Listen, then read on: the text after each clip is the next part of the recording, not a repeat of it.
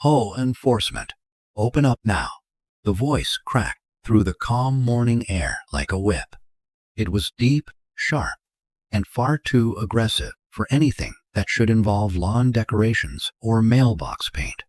On the porch of 48 Willow Creek Lane, 3 men stood in matching navy tactical jackets. Across their backs, old white letters shouted, "Ho Enforcement." But this wasn't the usual clipboard and smile visit. These men weren't carrying pamphlets or citations. They had heavy tactical belts, thick boots, and short-barreled rifles hanging from their chests. Their mirrored sunglasses reflected the quiet neighborhood like shards of cold steel. Inside, Lisa Walker sat in her wheelchair by the window, morning sunlight sharpening the hazel in her eyes. The smell of brewing coffee hung in the air, a strange contrast to the standoff unfolding outside. Lisa wasn't new to uniforms. Once a Navy SEAL, always a SEAL, until Afghanistan, until a roadside IED stole her legs but left her instincts sharp as ever. At the dining table, her younger twin brothers, Jack and Matt Walker, froze mid-conversation. The look they exchanged was one only men forged in danger could share. Something was wrong. Matt rose first, slow and deliberate.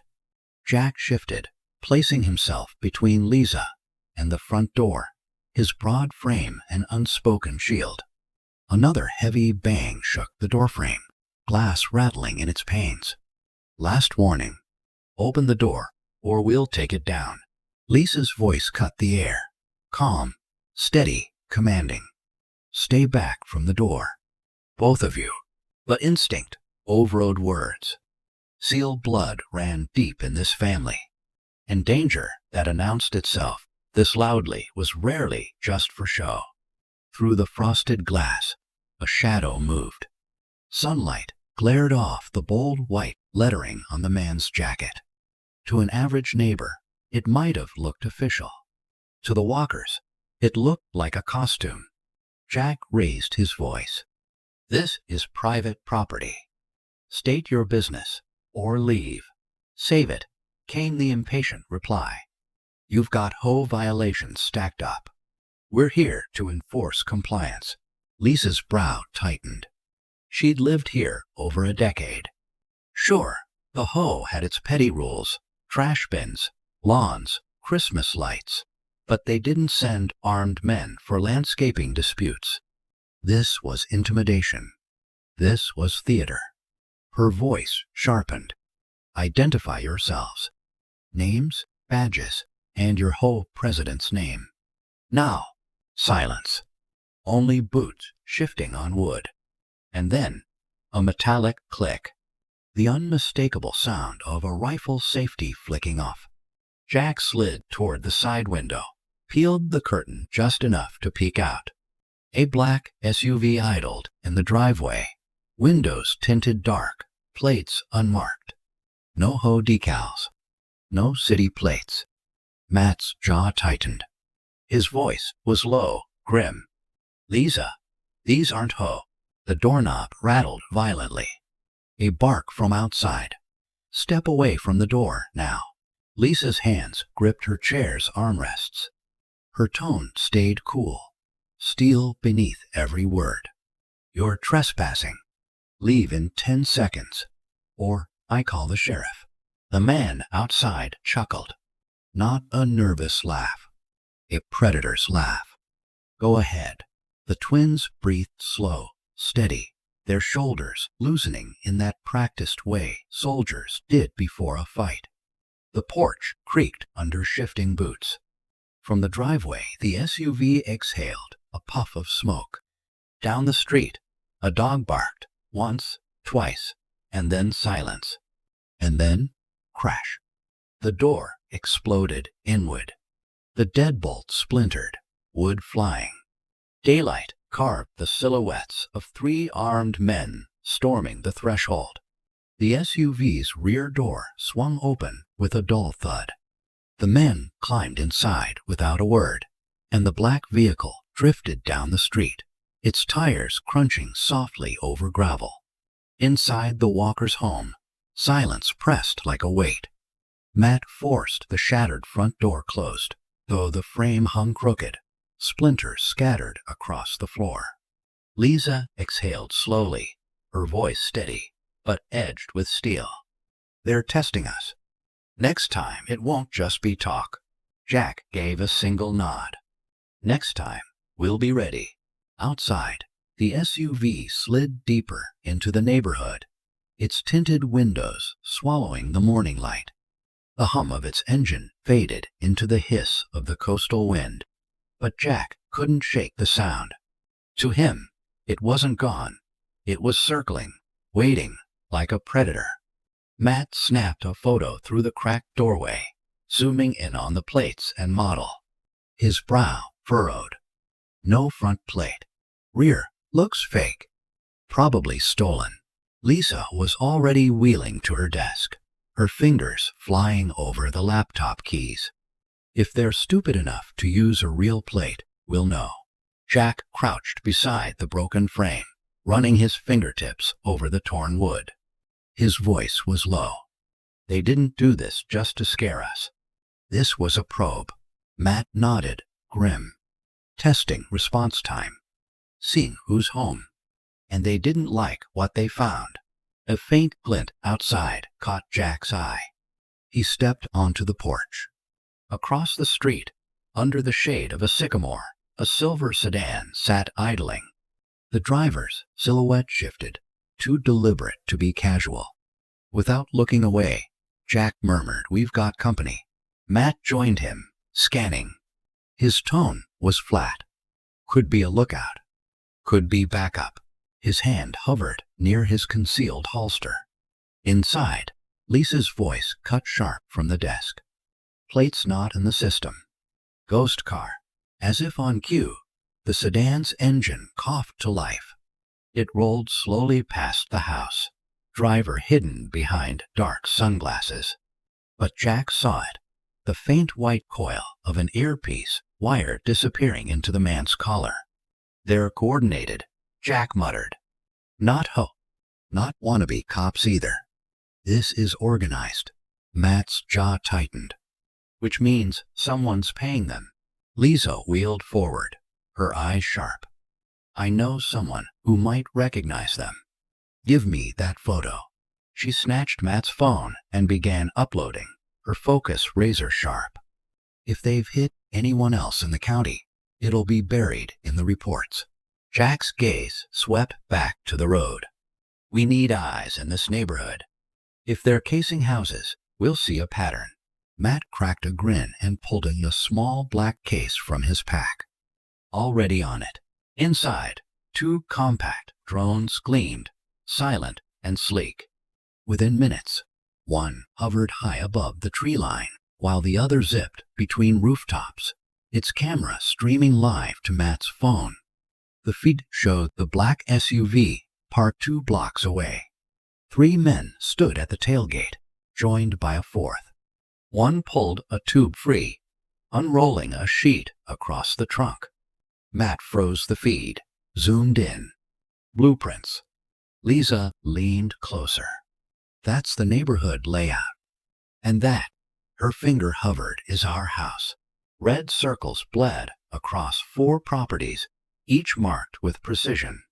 Jack's stomach sank when he recognized one. Mrs. Carter's place. 3 doors down. Widowed. Late 70s. Alone. "They're targeting the vulnerable," he said, voice low. Lisa's expression hardened. "And they think I'm on that list." The SUV crew rolled the blueprints back, then split, 2 into the SUV, 2 into the silver sedan. Both vehicles peeled off in opposite directions. Matt guided the drone home, landing it softly on the porch. "They'll be back. Not tonight, but soon. They'll wait for the right moment." Jack's eyes narrowed. "Then we give them a moment they're not ready for." Lisa wheeled closer, her voice calm but dangerous. "You're thinking counterattack." Jack met her gaze. "I'm thinking We make them regret ever picking this street. The coastal wind shifted, carrying salt and something metallic, something that promised a storm. The walkers could feel it. The house was quiet now, but it wasn't peace. It was the silence before impact. Not until it's too late, Jack said, his voice calm, but sharp as a blade. He glanced at Lisa, who was gripping the armrest of her wheelchair. Get ready. This is just round one. Outside, the wind rattled through the branches, a restless whisper against the night. The remaining men moved toward the house, not as bold as before, but steady, determined. The trap was working. Near the back fence, the last 3 men in blue jackets huddled close, their voices urgent, low. One jabbed a finger toward the porch, another toward the side gate. Their radios were dead. 2 of their teammates had vanished without a word, and the driver couldn't keep still. He paced by the sedan, glancing over his shoulder like a man who already knew the walls were closing in. Inside, Jack and Matt didn't move. They stood perfectly still, listening, letting the night speak. The faint scrape of boots on wood. The squeal of a hinge. Matt's eyes flicked to the kitchen window. They're splitting up, he whispered. Jack gave a grim nod. Classic pincer. Let's break it. Lisa's pulse hammered in her ears. She tried to steady her voice. You're not going out there. But her words trailed off. They were already moving. Jack slipped into the garage, sliding soundlessly out the side door into the dark of the driveway. Matt crouched low, easing through the back porch like a shadow. The first intruder pushed through the side gate, moving slow, scanning the yard with a flashlight in one hand and a collapsible baton in the other. He never saw Jack until a forearm locked across his throat and dragged him into the dark. The baton clattered to the gravel with a dull clink. No shout, no warning, just silence.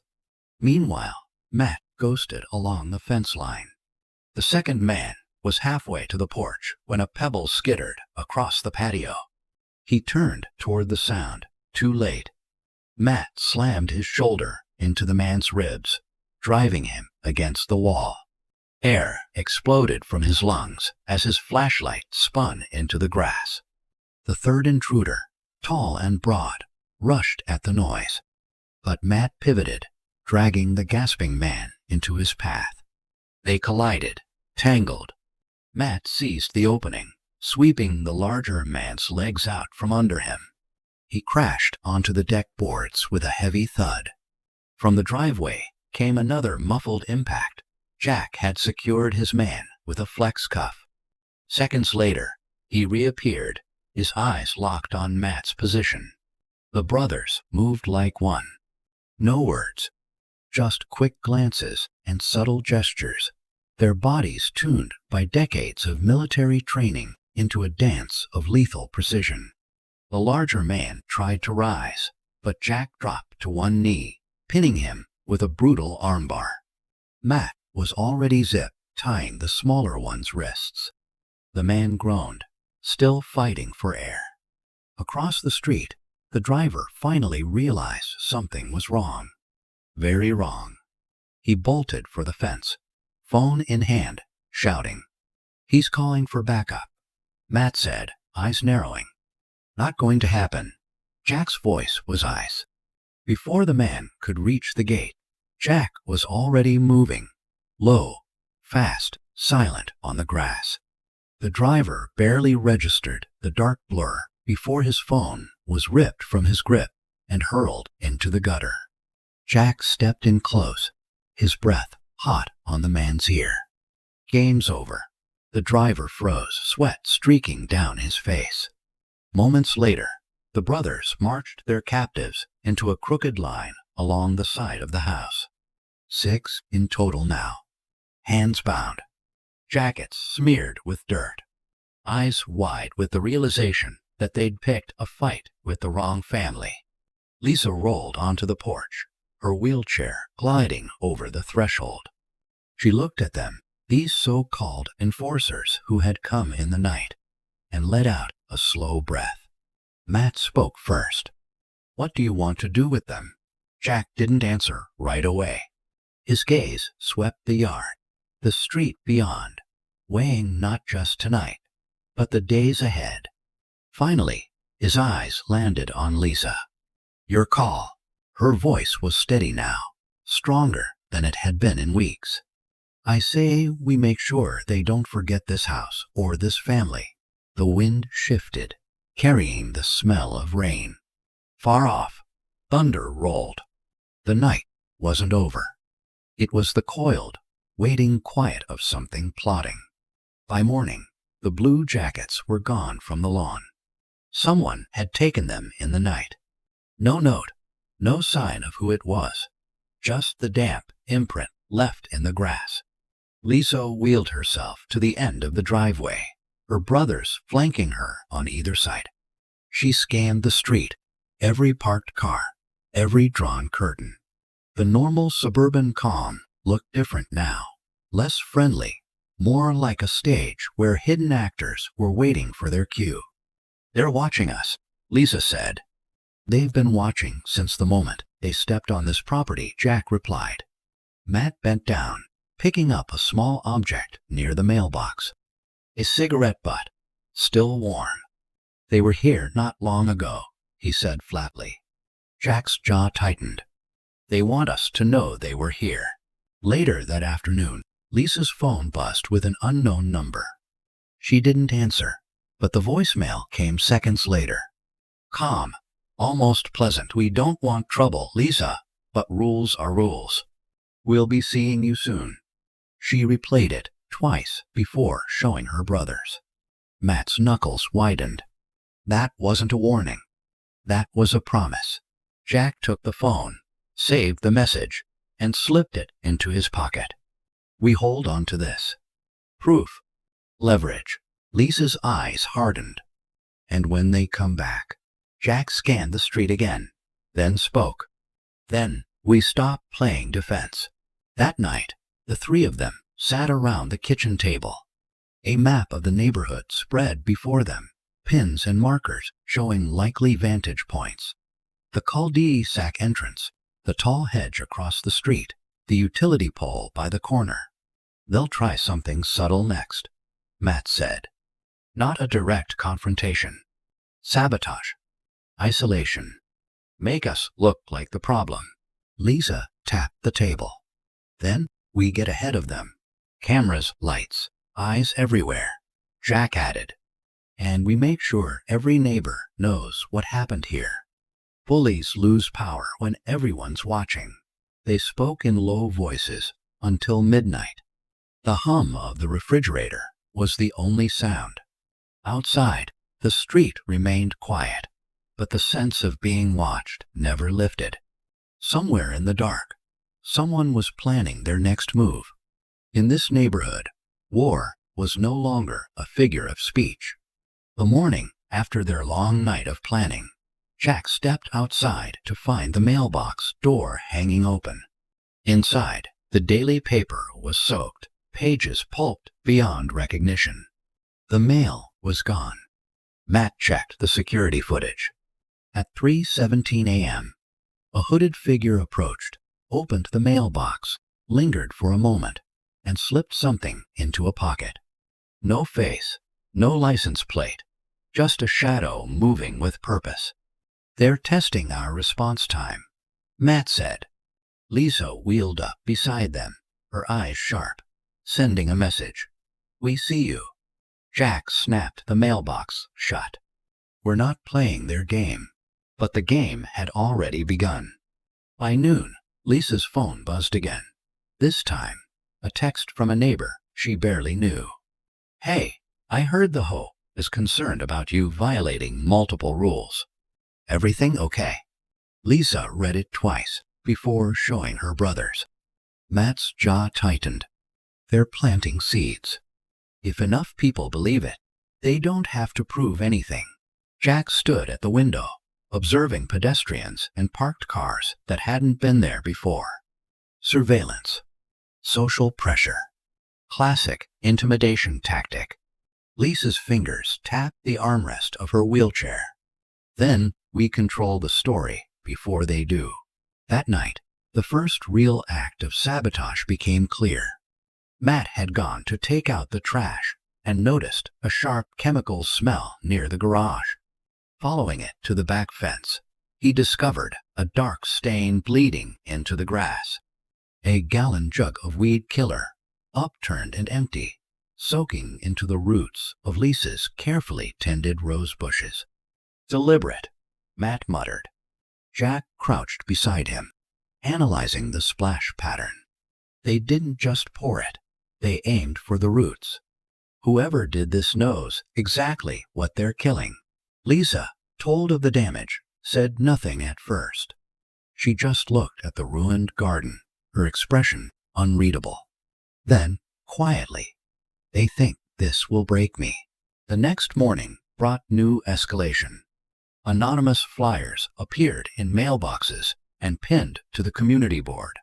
Neatly typed with the HOA logo at the top, they claimed Lisa's property violated safety codes and presented a hazard to community aesthetics. No signature, no trace. "They're fake," Jack said, holding one to the light. "Not even on official paper." Matt tapped the logo. "Doesn't matter. People will believe it because they want to." Lisa leaned forward. "Then we make sure everyone sees the truth. Facts, not fear." By evening, the brothers had installed 2 more security cameras, floodlights at the driveway, and motion sensors by the back fence. But unease lingered. Across the street, a car idled for 20 minutes, headlights off. When Jack approached, the engine roared to life, and the vehicle drove away silently. "They're keeping distance now, waiting for us to slip up," Matt said. Jack nodded. "We won't, but we're going to make them slip." That night, Lisa rolled to the kitchen table, where her brother studied the fake flyer again. "They're escalating," she said. "Yes," Jack agreed. "And they'll push until one of us makes the wrong move." Matt leaned forward, voice low. "Maybe it's time we push back first." The room fell silent, the air thick with unspoken truth. The first strike had been made, and it would not be the last. Outside, the HOA watched, unseen, waiting, smiling for now. The storm outside had calmed, but inside the Walker house, the air was charged with a different kind of electricity. Lisa sat at the dining table, the soft lamp casting a halo over her determined face. "This isn't just about us anymore," she said. "If they've done this to me, they've done it to others. We're drawing a line for everyone they've steamrolled." Jack nodded. "Then we change the rules of engagement. We stop reacting and start setting the tempo." It began with a plan, not a Navy SEAL raid, not yet, but a campaign of patience and precision. Matt sketched 3 columns on a legal pad. Evidence, allies, leverage. "First," he said, tapping the page, "we collect proof. Every violation, every threat, every intimidation. Cameras, recordings, witness statements, nothing sloppy." Lisa slid a small USB drive across the table. "Already started. Yesterday's encounter. Full audio, plus the neighbor's ring cam footage. You can see the HOA enforcers shoving past the property line." Jack allowed himself a rare grin. "Good. We'll feed this into a timeline. Exhibit A, pattern of harassment." Next, they reached out to neighbors. Not everyone, just trusted ones. Mrs. Carter, a retired school teacher whose garden had been destroyed over a violation. The Martins, fined nearly to bankruptcy for repainting their porch. Conversations were quiet, blinds drawn, voices low. Anger turned to resolve. By week's end, they had a small network, people with stories, documents, and reason to push back. While Lisa coordinated outreach, Jack and Matt played their other card, public opinion. They contacted a local reporter known for exposing small-town scandals, delivering a manila envelope with footage, witness statements, and contradictory HOA bylaws. "This isn't just a dispute," Matt said. "It's a racket hiding behind fake badges and clipboards." The reporter's eyes narrowed, a slow smile forming.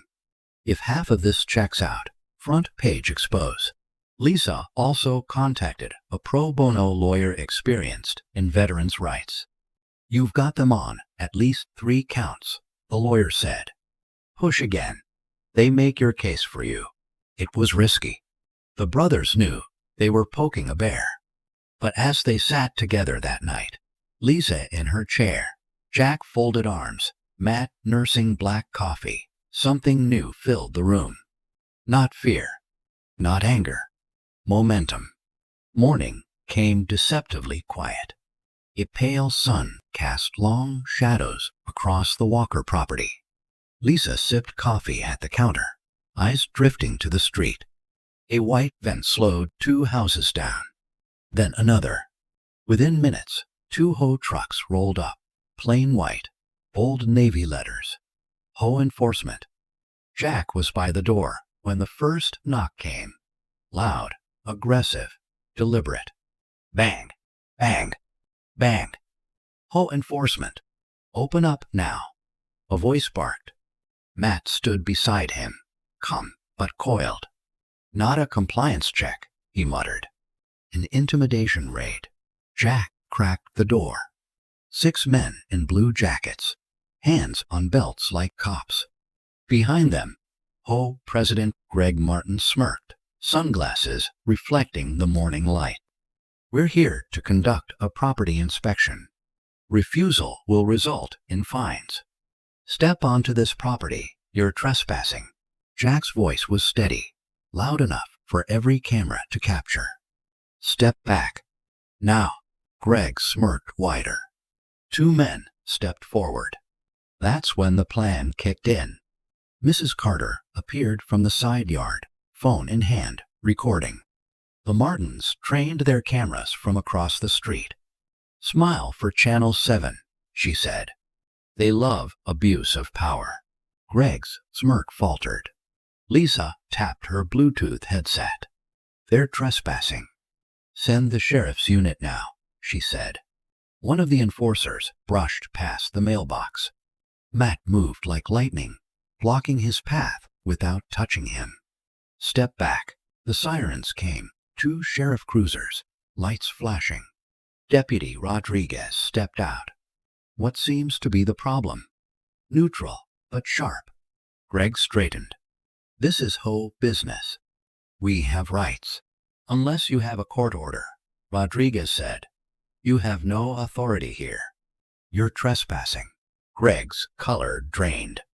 Neighbors had gathered, phones raised. Jack stepped aside, giving the enforcers a clear exit. Off the property, Greg tried to rally. "This isn't over." Lisa cut him off like a blade. "No, Greg. Today, you exposed yourself to the whole town." The deputy nodded. "Leave before I write citations." One by one, the men backed away. Greg lingered briefly, jaw tight, then followed. The trucks and vans pulled away. Quiet applause rippled through the small crowd, not loud, but satisfied. Inside, Jack closed the door and exhaled.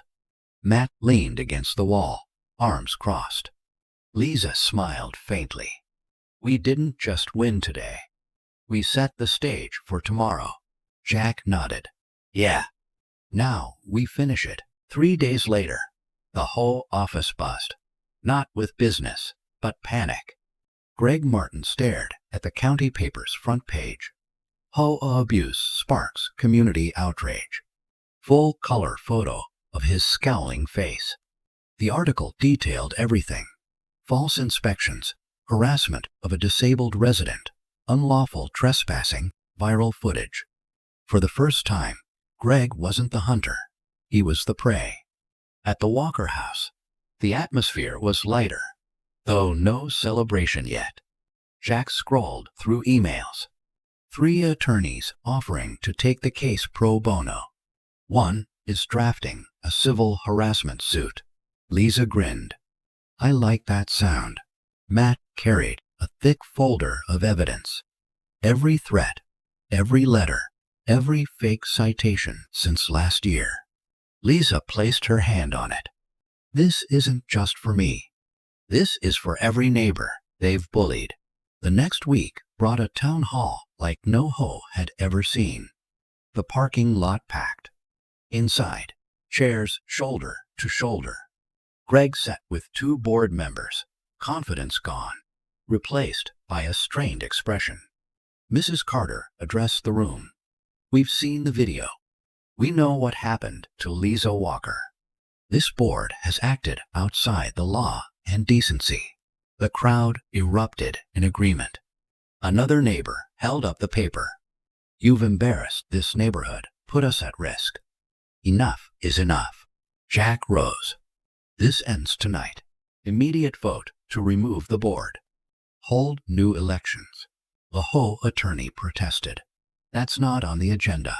Matt, calm but firm, counted. We have signatures for a special vote. Majority rules. Hands went up one by one. Almost every resident voted for removal. Greg's face was pale when the count was announced. It was over. 2 months later, the HOA had new leadership. Greg and allies faced civil lawsuits and criminal charges. County investigation into misuse of HOA funds loomed. Greg might even face jail time.